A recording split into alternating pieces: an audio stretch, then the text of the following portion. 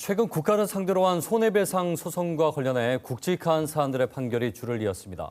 계엄 포고 그리고 낙동강변 살인사건 피해자들의 국가 손해배상 청구 소송에서 국가의 배상 책임이 있다는 1심 판결이 내려진 데 이어 주한미군 기지촌의 위안부와 관련해선 국가의 책임을 처음으로 인정하는 대법원 판결이 나오기도 했습니다.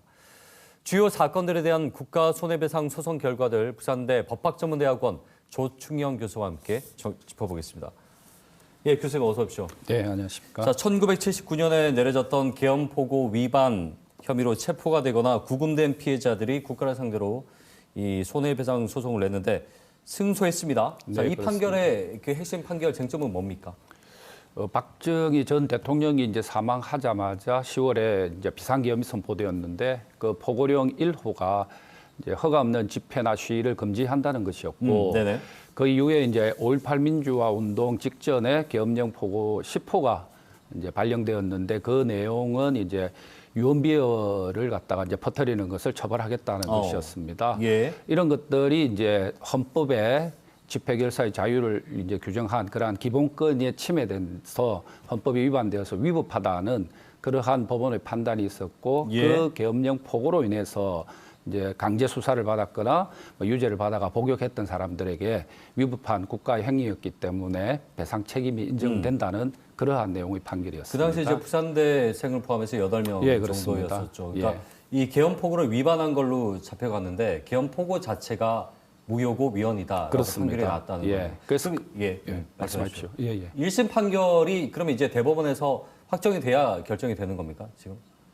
그렇습니다. 예, 그러니까 이 결과 자체가 대법원에서 확정이 되면은 그 앞으로 이제 예를 들면 부마항쟁이나 네네. 또는 5.18 민주화 운동을 거기서 이제 피해자들이 있잖아요. 네, 이분들이 낸 판결에도 영향을 좀 줄 수 있다고 보시는지. 그렇습니다. 이게 이제 저번 달에 대법원에서 이제 국가 위법한 책임에 대해서 국가 배상 책임이 인정된다는 이제 전원 합의체 판결이 나온 이제 이후의 한 달 만에 나온 판결이어서 그러니까 부마 항쟁이나 5.18 민주화 운동 자체가 같은 시기고 네. 그 내용도 이제 위법한 국가 공권력의 행사로서 그 내용도 거의 비슷하기 때문에 그러한 재판에도 이제 이러한 결정들이나 이제 한 달 전에 내렸던 대법원 판결들이 영향을 줘가지고 아무래도 이제 피해자들에게 유리한 상황이 진행되지 않을까 하는 생각을 하고 있습니다. 사실은 그 앞서 계엄포고 위반도 이전에 그 무죄는 받았더라고요. 재심을 해가지고. 네, 그렇습니다. 그러면 이제 그건 그것이고 예, 그 피해를 본 부분에 대한 배상을 해달라는 거니까. 그렇습니다. 이건 피해자들에게 또 다른 의미로 다가올 것 같아요. 그렇습니다. 무죄와 상관없이.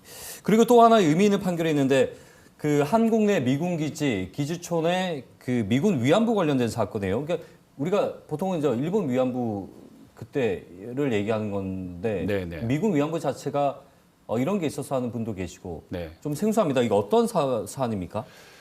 이제 1957년 이후에 이제 그 미군 주둔지 부근에 이제 성매매를 하는 여성들, 그 이제 일본군 위안부가 이제 구별하기 위해서 미군 위안부라는 이제 표현을 쓰고는 있습니다. 그러한 사람들을 이제 정부에서 뭐 이제 주도한 거는 당시 총무처였는데 주도해서 이제 특정 지역에 이제 집결시켜서 시설에 이제 두면서 관리를 하면서 이제 그러한 여성들에 대해서 성병등을 이제 관리를 하는 중에 뭐 성매매를 국가가 이제 조장을 했거나 아니 성매매를 방조라는 건 도와준다는 것이었는데 그런 것을 도와줬거나 또 이제 성병에 걸린 여성들을 본인의 의사와는 달리 강제 격리시켜서 그러한 이제 위법한 행위들을 했다라는 그러한 내용입니다. 그렇군요. 그러니까 국가가 적극적으로 관리하고 또 조장하고 방조했다. 예. 그래서 이 국가배상 청구 소송을 한 지가 지금 8년 전이더라고요.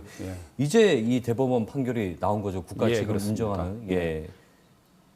자, 그러면은 이 판결을 내린 쟁점은 뭡니까? 그 8년에 걸린 이유도 좀 궁금합니다. 네네.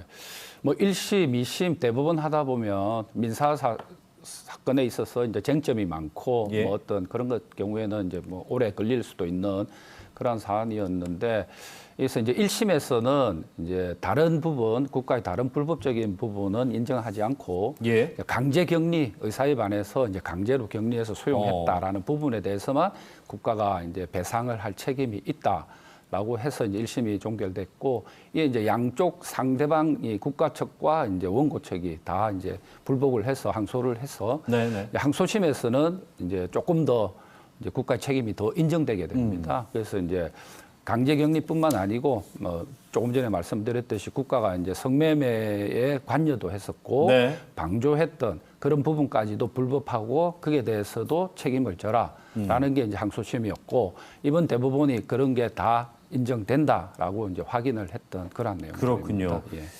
지금 미군 위안부 관련 법안이 국회에 발의된 상태로 알고 있는데 지금 이 판결이 법안 통과에도 영향을 줄 수 있다고 보는지, 그리고 만약에 그렇다면은 이 사건과 관련해서 국가 차원의, 그러니까 정부 차원의 이 사과도 생각해 볼 수 있지 않겠습니까? 그렇습니다. 뭐 이때까지는 뭐 설왕설래하는 여러 가지 부분들이 있었지만 이제 법원의 어떤 입장이 이제 나왔으니까 네네. 이게 아무래도 이제 정부나 국회에서 이제 피해자들에게 유리한 그러한 상황이 진행될 거라는 생각은 하고 있습니다. 그렇군요. 네. 자, 그리고요. 작년이었죠. 31년 만에 무죄를 선고받은 낙동강변 살인사건. 이 누명 피해자가 작년에는 재심을 통해서 무죄를 받았고 네, 그 피해자와 피해자 가족들이 국가를 상대로 손해배상 청구 소송을 했는데 1심에서 일부 승소 판결이 나왔습니다. 네, 이거 어떻게 된 겁니까? 참 안타까운 사안이어서 뭐 경찰 쪽에서도 사과를 하고 법원에서도 사과를 한 그런 사안이었는데 뭐 잘 아시다시피 낙동강변 이제 살인의 책임이 있다라고 예. 해서 그 21년간 복역을 하고 나왔던 이제 피해자들이 이제 무죄를 받았고 그 무죄를 받은 것을 근거로 그에 대해서 이제 국가가 즉 수사기관이나 이제 법원이 책임이 있다. 자기네들이 21년간 복역한 부분에 대해서 그래서 이제 배상 책임이 있다라고 국가배상 청구 소송을 했던 것이었습니다. 예. 근데 1심에서 일부 승소로 나왔다 하면 네네. 이게 의미를 어떻게 받아야 됩니까? 그러니까 일부 국가에서, 성소, 예. 뭐 100원이라도 깎이면 그게 일부 성소거든요. 아, 그래요? 그러니까는 이제 모든 금액이 인정되지는 않았다라는데 네네. 그게 이제 많은 금액이 인정 안 됐을 수도 있고 아주 근소한 금액이 인정되지 않았을 수도 있는데 일단 이제 최종적으로 인정된 금액은 네. 이제 그 장 씨라는 분에게는 19억 5천, 그다음에 이제 최 씨라는 분에게는 18억 정도 하고 나머지 가족들 해서 전체가 이제 72억 그렇죠. 원이 인정된 그런 판결이었습니다. 그러면 1심 말고 이제 국가가 이렇게 같이 그 다음에 이제 항소를 할 수도 있는 건가요?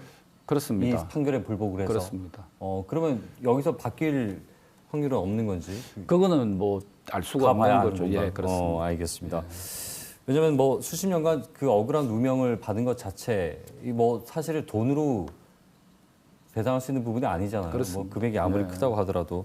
근데 그 피해자 가족들까지 그 소송에 같이 들어갔다. 네, 그러니까 네. 피해자뿐만이 아니고 가족들도 나도 피해를 봤다. 내 가족이 억울한 옥살이를 했으니까 네, 네. 그 부분도 판결에 고려가 됐다고 봐야 되겠죠. 금액을 지금 산정이 된 거 보니까. 그러니까 이제 그게 두 가지 의미가 있는데 가족들은 이제 그렇게 자기 가족 중에 누구가 불법적인 걸로 하면 이제 정신적인 충격을 받기 때문에 예. 위자료의 어떤 그런 배상을 받을 이제 그런 권리가 있지만 네. 이 사건에서는 그 가족들이 법정에서 증언을 하게 되는데 그게 이제 거짓말을 했다. 예, 그래서 예. 위정이나 이제 위정교사로서 네. 실제로 이제 실형을 복역한 사람들이 생겼습니다. 그쵸. 예, 예. 그래서 이제 그 가족 중에 최고액이 또 6억 5천만 원 상당 정도는 되는데요. 그 예, 가족이 그러한- 위증했다는 그거 위증죄로 들어간 예, 거예요. 예. 그래서 이제 그러한 다른 가족들과 다른 특수한 또 게 있기 때문에 그 당사자들이 아닌 가족들에 대한 배상 금액도 네. 조금 커지지 않았나 그런 생각을 하고 있습니다. 알겠습니다. 이제 최근에 뭐 오늘 얘기한 대로 국가를 상대로 한 이 국가 배상 책임을 인정하는 판결도 이어졌다는 부분은 상당히 우리 법치 국가에서 그 진일보한 모습이라 이렇게 평가할 수도 가장 있겠죠. 중요한 거는 세월이 아무리 흘러도 이게 1957년이고 네네. 뭐 한데 아무리 흘러도 국가가 위헌적인 그러한 행위를 해서 그 손해를 가했다면 네. 책임을 져라라는 게 제가 이 사건들의 가장 큰 의미가 아닐까 하는 생각을 하고 있습니다. 알겠습니다. 오늘 말씀 여기까지 듣겠습니다. 고맙습니다. 네. 부산대학교 법학전문대학원 조충현 교수와 함께 얘기 나눠봤습니다.